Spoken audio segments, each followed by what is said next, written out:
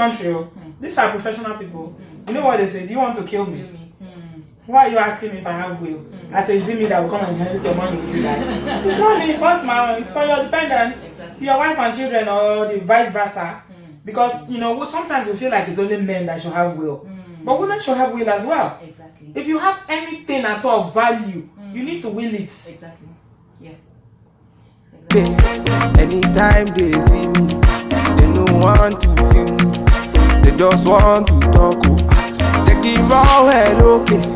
If you play my music, if you get my CD, make you hate me when. Hi guys, welcome back to my channel. It's your girl British Helper. Thank you very much. I'm keeping Dr Adesola because I love her so much, so I want her to talk to us. We were discussing something after we finished our video about Gofundme, why you should never ever do Gofundme. God forbid anything happens to you, and then it's Gofundme. People come to diaspora, you live here 30 years, 40 years, and you die, they are doing GoFundMe to bury you because your family cannot afford to bury you. Why is it happening? Why do you think it's happening? Okay, so you know, insurance is not part of what I didn't live with that culture. I wasn't raised with that culture of getting insured. So when I moved in here, I had to harness the opportunities that existed, and part of it was to get myself and family and my dependents insured. And there are different kinds of insurance which doesn't really cost so much. Now a lot of people die without this. They die without a will, they die in estate, they die without insurance after living, you know, good, flamboyant, you know, quality life. And at the end of the day, so many things happen. A lot of people can't even afford funeral plans. I think as long as we are here, we should even take a peep into what a befitting funeral costs over here. How much it costs to repatriate a body from here back to Africa. It costs a lot of money. You don't want that to be the burden of people you've left behind. The loss of someone is already a big psychological and emotional burden on them. Why should they have to take up the financial burden of repatriating the body? A lot of people can't afford this, and that's why we have to, you know, make it open. GoFundMe, which I think is not so good. It's embarrassing. It is embarrassing. So I mean, sometimes, yeah, I'm not trying to be judgmental here, but it's so ridiculous sometimes. Some people come here, they don't have document here, they never get to stabilize their stay for maybe 10, 15, 20 years. That's different. But for people who have been here, they are okay, they've got their permanent residency, they've worked good jobs, they've got professional jobs, they had a good life. Why should you not be, you know, because I think the problem we have as Africans in the diaspora is that some of us still think we're in Africa. Africa, exactly. We are here physically, but our mind is still like, okay, if I die, they will bury me, my children will bury me. No. Why do I need to do anything? No. Your children cannot bury you in this country. You have to bury yourself while you are still alive. You have to make plans. You have to make plans. If you tell an average Nigerian to start planning their burial while they are alive, what do you think? God forbid. I reject it in Jesus' name. Back to sender. Yes, they reject it. You know, some people would even say, if I buy insurance worth £1 million, oh, my spouse might even, you know, kill me. They become so paranoid. I don't think that should prevent you from making necessary plans. Don't tell your partner if you buy it, if you feel like they're going to kill you. Buy it and hide it. If that will give you peace of mind that they will not kill you, Abby, is it not better? Yeah, and you can even do this lasting power of attorney. You can get people that can make decisions on your behalf if you feel that, you know. I've made so much noise about wills and LPAs for so long. I linked the video here that I did a while ago where I was talking about wills and LPA. Why people need to, because you see, we advance in age. A time will come when you work with the elderly, you know that a time will come when you will lose capacity. Exactly. It happens to people at different times. I've met somebody who is in their 50s and they haven't got mental capacity. It can happen either by illness, accident, or anything. And then you cannot make decisions about your own care, your own money, and anything that have to do with your own life. Exactly. Then, if you don't have anything in place, then it becomes a struggle in the family. Your brother will come and say, I'm the one that will take decision. The wife will say, you, from where? I beg, go away, it's my husband. Then it becomes a problem. Exactly.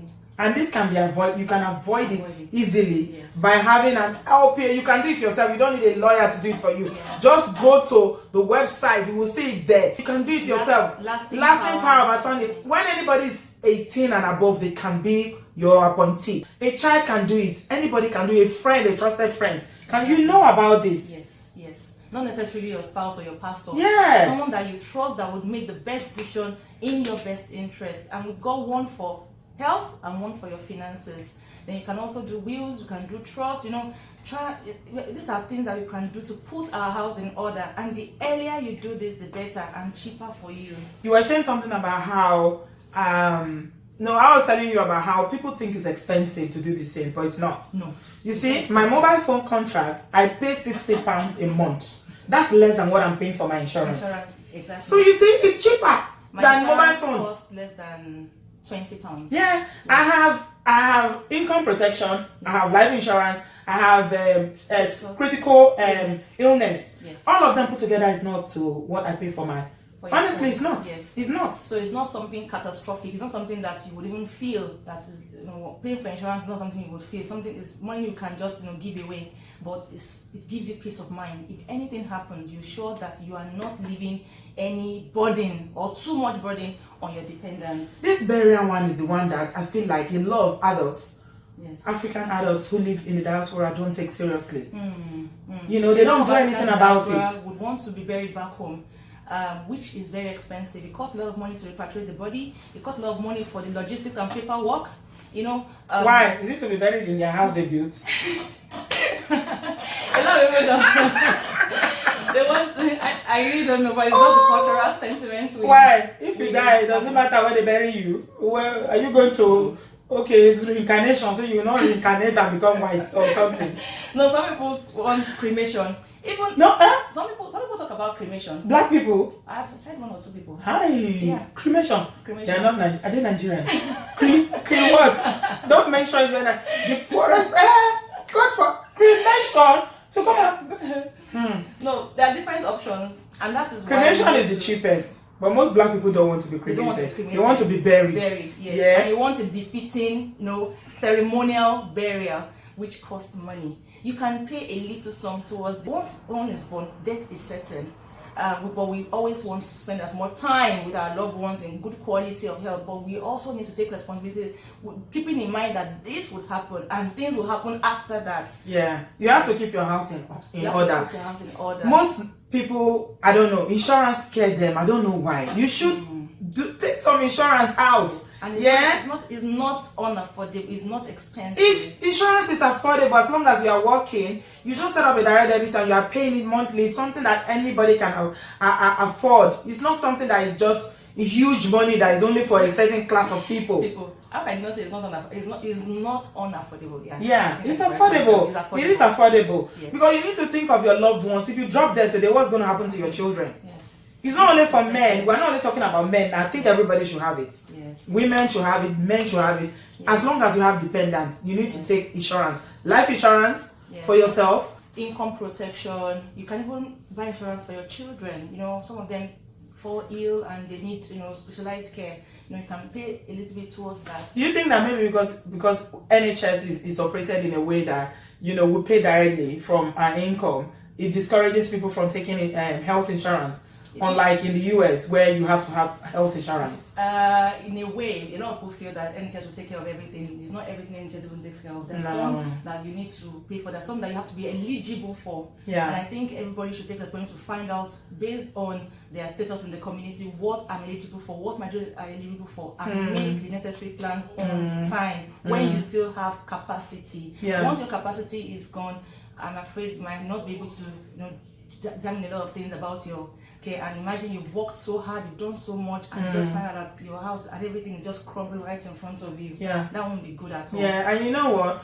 We think that our children are like us. We were raised in back home in Africa, so we were raised to know that you bury your parents. But the children that are born here don't look at that's not their orientation. They know this environment, which is when you are old, pay towards your burial. So you better start putting money away now before your name will appear in Gofundme. No, the number of Gofundme we are seeing these days is becoming embarrassing. Everything now is Gofundme. Where were you all these years? You were saying something about people that are willing to pay money for Ashoibi and to do party than to have insurance. Yes. Or to put things in place for their estates. Yes. Yes. Maybe they have a house they've not finished paying for. Yes. And then you die. What happens to the house? Buying, riding good cars and all that, traveling, going on exotic holidays, everything just gets taken off once they're dead. The bank would not, consider your kids. They'll take everything. Yeah. Yes. I have friends who work in investment banking. Yeah, they tell me that a lot of Africans lose their money to the States because of not putting things in place. Yes. There's trust. Once you put the money from the insurance in trust, then it's secured. The money, not the will, the insurance, the payout from the insurance. Right. So you're paying. You got a life insurance. Yes. Which would entitle you to a particular amount of money after death. Yes. To your children. Yes. So you put that amount of money in trust. How do you do that? You contact your financial broker, or I know quite a lot of them, and I work as one too. I can give you necessary advice about that. Right. Yes. Okay. It won't cost you anything. This one is even free. Okay. Yes. All right. This is something that we all definitely need to look into. Yeah. So free advice for you there. Yeah. You love your family. Secure their future. Secure a future for what you've worked for. All these investments. What about property back home in Africa? What about those houses? Back home. I know some of AXA works in Nigeria. Mansard. I know some. How do you make sure that your investment back home is not stolen by somebody that it goes to your children? How do you do that? Is it possible to put something in place for your investment in Africa? Home. Yeah, we've got lawyers. We've got people that help people put such in place. Like you have a will. Yes. You will it.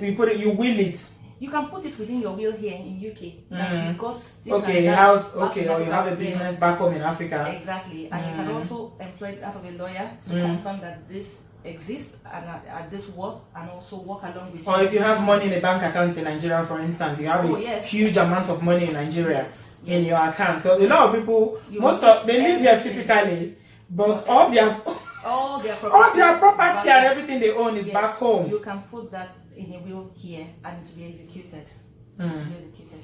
Alright guys, some free financial advice for you. People pay for this stuff, So give this video a thumbs up for this free advice that Dr. Adesola and I have given you again today. You see, they are trying to help you. You do medicine, insurance, all of them, broker, advice, everything. Only you.